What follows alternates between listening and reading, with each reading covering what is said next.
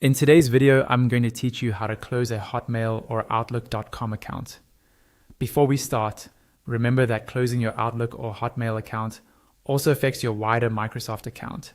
That can include access to services like OneDrive, Skype, and other Microsoft apps linked to the same login. So make sure you've backed up any important emails or files and told people how to contact you on a different address before you continue. First, open your browser and go to your usual Hotmail or Outlook.com inbox page.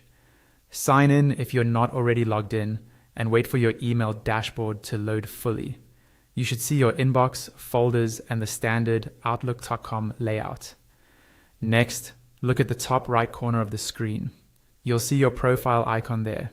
This might be your initials, a picture, or a generic user icon. Click on that profile icon. This will open a small menu with options related to your account. From that menu, click on the option that says My Microsoft Account.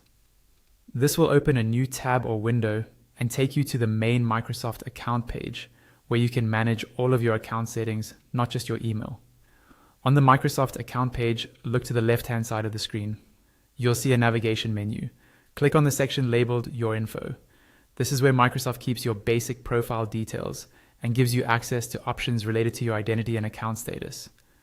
Once the Your Info page loads, scroll down until you find the option that says Close Account. Click on this. You might be taken to a page that explains what closing your Microsoft account means. Read through this information so you understand the consequences. On the next screen, you'll likely see another Close Account button or link. Click it again to confirm that you want to start the closure process. At this point, Microsoft wants to make sure it's really you and that you understand what will happen. You'll now be taken to a login or verification page.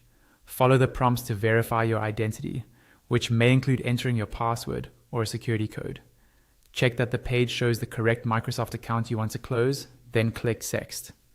You'll see a list of important points about what you'll lose when the account is closed. Carefully read through the list and tick each checkbox to confirm you understand. Choose how long Microsoft should keep the account available for reopening, usually 30 or 60 days.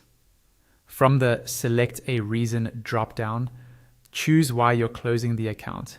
Finally, click Mark Account for Closure. Your account is now scheduled to be closed after the waiting period.